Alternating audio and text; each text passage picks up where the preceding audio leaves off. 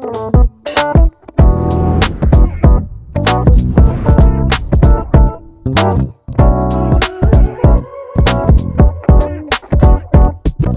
안녕하세요. 박정민입니다. 본론으로 바로 들어가도록 하겠습니다. 오늘의 추천 도서는 탱크입니다.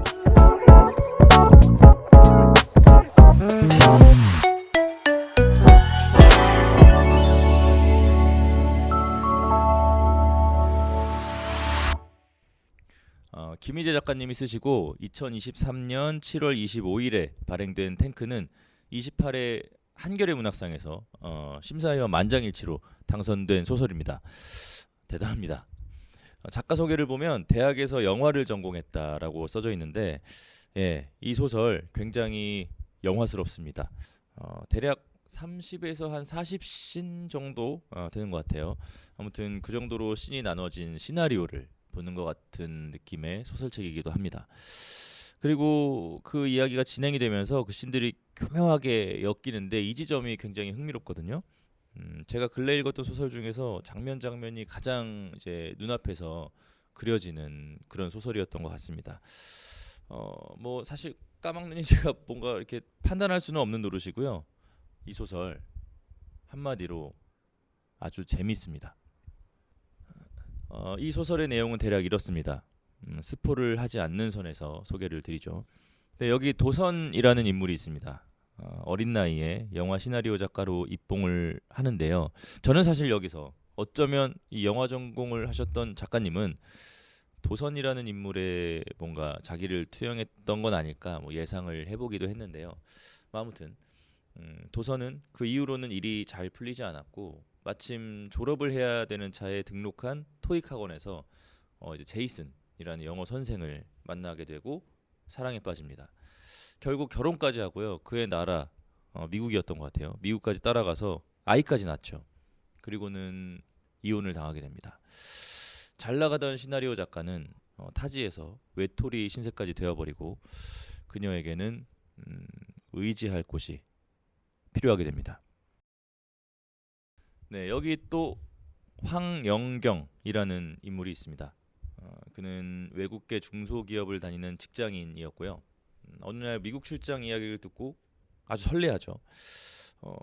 사실 이 사람은 고향을 떠나본 적이 없는 사람이었거든요. 그래서 미국 출장을 간다고 하니까 굉장히 설렐 수밖에 없죠. 하지만 막상 가보니 아주 헛된 설렘이었다는 걸 깨닫게 됩니다. 같이 간 이제 윗사람들이 자기를 자꾸 잡돌이를 하는 거예요. 들들 볶기 시작하고 수족 부리듯이 심부름만 시킵니다. 그때 또 미국 본사에 그 아시아계인가 한국계인가 아무튼 그 루벤이라는 미국 본사의 직원이 다가와서 Are you okay? 라고 묻습니다. 그 순간 황영경은 눈물을 참을 수가 없죠.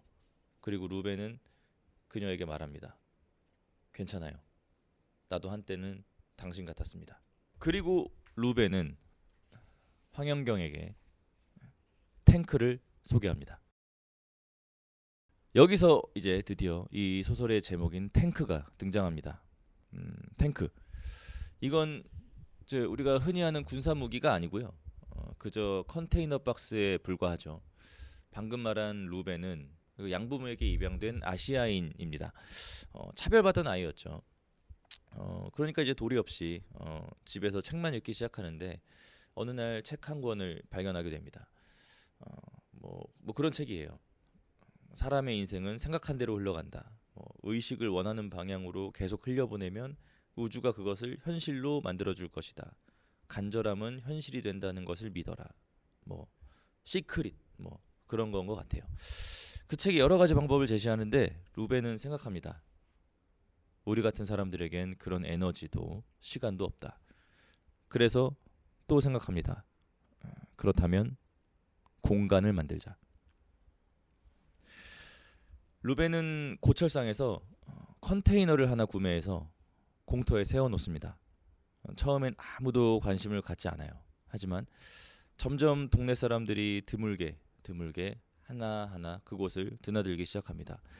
사람들은 한 타임에 한 명씩 거기에 들어가서 기도를 하고 자기 자신에 대한 어떤 명상을 하고 혹은 방문자가 두고 간 책을 읽기도 합니다. 온전히 자기 자신을 들여다보는 시간, 그리고 기적을 느꼈다고 하는 사람들이 불어나기 시작합니다. 결국 루벤과 탱크는 유명세를 타죠. 탱크는 미국 전역뿐만이 아니라 세계로 뻗어나가는 하나의 공간이 됩니다.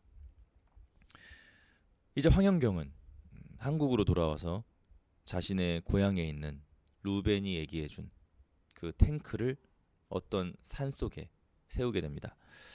그리고 11살 터울의 이부자매 손부경에게 예약 담당 매니저를 부탁하죠. 임용고시에 계속 낙방하던 손부경은 언니의 그런 모습이 조금 이상합니다. 이상하죠. 갑자기 잘 다니던 회사 그만두더니 탱크라는 것을 만들었고 거기에 심취해서 자신이 생각한 대로 모두 이루어질 거라고 믿어버리는 언니가 좀 위험해 보이기도 해요. 손부경은 마지못해 뭐 어쩔 수 없이 직업이 없으니까 언니를 도와줄 겸 예약 매니저 역을 맡게 되고 언니가 이제 탱크 홍보를 하는 거를 지켜봅니다, 옆에서. 그런데 또 참 이상합니다. 산속 탱크에 찾아오는 사람들이 조금씩 늘어나요. 그리고 어느 날 아침 손부경이 영화 벤허를 보고 있는데 전화 한 통을 받습니다. 아주 불길한 전화를. 그리고 양우와 둡둡이라는 인물이 있습니다. 지방의 한 공장에서 일하던 양우는 쉽게 말하면 그 요즘에 왓챠 파티 같은 거 있죠. 그 OTT 플랫폼에서 회원들이 같이 한 영화를 보면서 막 채팅으로 수다 떨고 하는 그 뷰잉 파티에서 한 남자를 알게 됩니다. 007 No Time to Die를 보는데 여러 사람이 자기 할 말만 하고 있는 상황이죠. 보통 그렇죠. 근데 그때 양우의 채팅에 답을 해주는 유일한 유저가 하나 보입니다. 아이디 둡둡. 양우는 영화에 나오는 장소에 마치 가본 것처럼 얘기를 하고 둡둡은 양우에게 묻습니다. 마테라 가보셨어요? 양우는 답하죠. 네. 하지만 거짓말입니다. 그렇게 그 둘은 매일 같은 시간 뷰잉 파티에 참가해서 군중 속에서 서로를 기다리고 둘만의 어떤 대화를 나누기 시작합니다. 그리고 어느 날 둡둡은 프라이빗 파티 채널을 만들고 양우 하나만을 초대합니다. 영화는 배너. 부경이 전화를 받기 전에 본 영화가 배너죠. 굉장히 장치적이다라고 생각이 들 수도 있겠지만 배너를 바라보는 부경과 양우 둡둡의 시선은 조금씩 다릅니다. 소설도 영화도 음악도 만든 사람보다는 사실 듣는 사람의 역사가 더 중요한 법이잖아요. 한 개체에게 한 작품은 어쩌면 그날의 분위기, 그날의 공기에 따라서 다르게 다가오기 마련입니다. 그렇게 아주 우연하지만 그 우연이 평생의 인상을 좌지우지하는 법이죠. 아무튼 양우는 배너를 보면서 또 한 번 마테라에 대해서 아는 모든 것들을 떠들어댑니다. 가보진 않았어요. 그냥 자기가 알고 있는 것에 대해서 떠듭니다. 그리고 둡둡은 말하죠. 커피 한잔 하자고. 뭐 어떻게 됐겠습니까? 둘은 만났고 깊은 사랑에 빠지게 됩니다. 그리고 어느 날 양우는 둡둡에게 말하죠. 네가 가는 그 탱크 아무리 생각해도 이상하다고. 너에게 좋을 게 없다고. 진심으로 네가 걱정된다고. 둡둡의 진심과 양우의 진심이 방향이 조금 달랐던 걸까요? 둡둡은 양우를 떠나고요. 양우는 견딜 수 없는 고통 속에서 하루하루 허우적대기 시작합니다. 사실 이 소설의 시작은 산불입니다. 탱크가 설치된 산에 산불이 일어나게 되고 탱크가 있는 쪽까지 빠르게 불이 번지죠. 손부경이 받은 전화도 남몰래 그 탱크의 사정을 봐주던 동네 이장님이 있었는데 그 사람의 전화였었어요. 그 사람이 산불을 알리는 전화였죠. 그리고 탱크에는 누군가가 죽어가고 있습니다. 지금까지 소개한 인물들 중에 하나겠죠. 이 소설의 5 인물은 그 탱크라는 한 공간으로 인해서 서로의 인생에 크고 작은 영향을 주고받습니다. 부경하고 영경 그 둘 사이 정도를 제외하고는 서로가 아무도 몰랐던 그런 사이였는데 말이죠. 그리고 자기들이 겪고 있던 아픔이 그 탱크에 한데 모이게 되죠. 과연 그 죽음은 누구의 탓일까요? 누구의 탓이기는 할까요? 그저 믿음의 탓일까요? 믿음이 부족해서, 믿음이 과해서, 그리고 그 죽음을 품에 안고 살아야 할 또 다른 사람은 과연 그 아픔을 어떻게 극복을 할 수 있을까요? 극복을 할 수는 있을까요?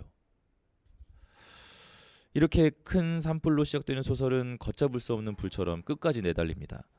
이 책을 보다 보면 마치 추리 영화를 보는 것처럼 가슴이 두근거릴 때가 많아요. 탐정이 나오는 작품이 아닌데 어쩌면 서로가 서로에게 탐정의 역할을 하고 있는 걸 수도 있다고 생각이 듭니다. 이 다섯 인물이 엮이면서 진행되는 사건과 그 안에서의 감정이 꽤나 명확하게 독자들에게 전달이 되기 때문에 금세 몰입해서 읽을 수 있는 책이었던 것 같습니다. 이 책의 중심에는 탱크가 있습니다. 교리도 교주도 없음에도 불구하고 사람들이 끊임없이 찾는 그 공간이 처음에는 어쩌면 사이비처럼 느껴지기도 합니다. 예. 누군가는 맹목적 믿음이라고 할 수도 있겠고 누군가는 자발적인 믿음이라고도 할 수 있겠습니다. 하지만 읽다 보니까 이 책은 그 믿음의 옳고 그름에 관한 책이 아니더라고요. 저는 그저 이 소설을 상실에 관한 것이라고 말을 하고 싶어요. 저는 개인적으로 처절한 믿음은 금방이라도 무너져 내릴 것만 같은 모래 위에 쌓이는 거라고 생각을 하는데요. 그런 감정, 상태, 그리고 그것들의 무게, 도선과 둡둡과 영경은 그런 상실감 위에 자신만의 탱크를 짓는 것처럼 보이기도 합니다. 개인적으로 소설 속 인물들의 감정에 크게 동요되지 않으려고 하는 편인데도 불구하고 이번만은 조금 달랐습니다.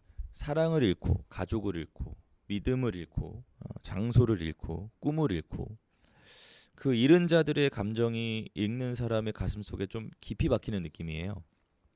물론 쌀쌀해지는 요즘 날씨에 이 공기가 저를 더욱더 그 상실에 가깝게 붙여놓은 것 같기도 한데 그런 생각이 들더라고요. 이제 상실에 허덕이는 그 인물들이 결국 바라던 거는 그냥 아주 평범한 행복이었다는 거. 그거에 또 읽는 사람으로 하여금 가슴을 굉장히 아리게 만드는 부분인 것 같습니다.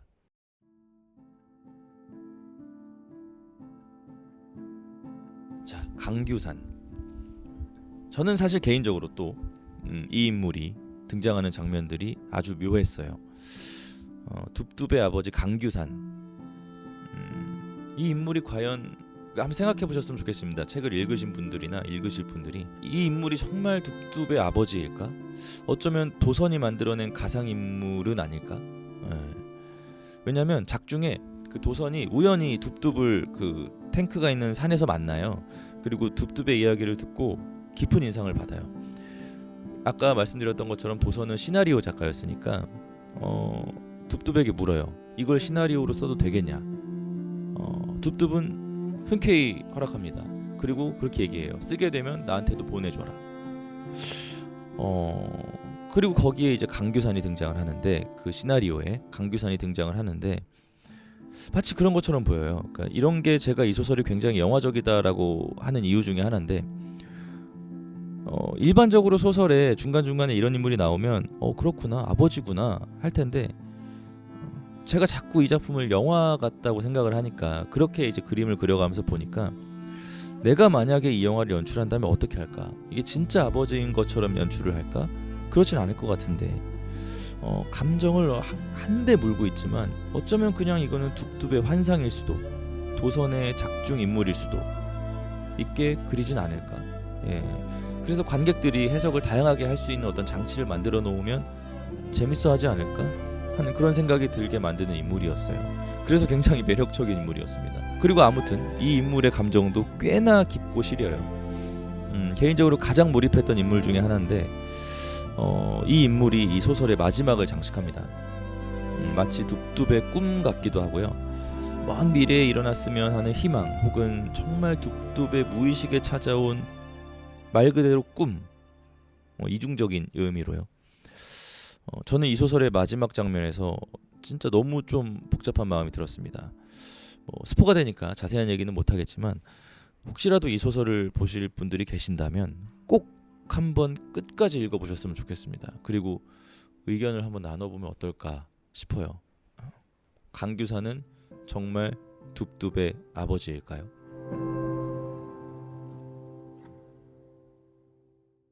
지금까지 소설 탱크에 대해서 대략적으로 살펴봤습니다. 사실 뭐 이런 말씀 어떨지 모르겠지만 저는 이 김희 작가님의 탱크 읽으면서 예전에 황정은 작가님 책 읽을 때 느낌을 좀 받았던 것 같아요. 왜인지는 모르겠습니다. 구체적으로 설명하라면 못하겠습니다. 그냥 느낌이 그래요. 아무튼 읽을 때 저를 지배하던 어떤 정서가 황정은 작가님의 책을 읽을 때랑 조금 유사했던 것 같아요. 뭐 개인적인 의견입니다. 자, 이제 마무리를 해야 되는데 이렇게 소개를 하면 과연 이 책이 재밌어 보일까? 아직 처음이라서 책 소개가 좀 영 엉터리인데 하다 보면 뭐 늘 거라고 생각합니다. 뭐 또 하다 보니까 좀 긴 것 같기도 하고요. 조금 더 함축해서 해야 되나 싶기도 하고요. 아무튼 어떻게 했으면 좋겠다, 뭘 더 좀 추가로 얘기해주면 좋겠다, 이런 건 굳이 얘기 안 해도 되겠다, 뭐 싶은 것들 있으신 분들은 그냥 혼자만 생각해 주세요. 제가 알아서 하겠습니다. 네. 그래도 굳이 진짜 정말 이거 얘기 안 하면 내가 미쳐버릴 것 같다, 막 죽을 것 같다 하시는 분들만 댓글에 그런 이야기들 써주시고요. 네. 오늘은 여기까지 하겠습니다. 다음에 또 재밌는 책 있으면 찾아오겠습니다. 또 금세 찾아올 수 있도록 열심히 읽겠습니다. 날씨 추운데 감기 조심하시고요. 독감 주사들은 웬만하면 맞으시고요. 그럼 감사합니다. 다음에 뵐게요.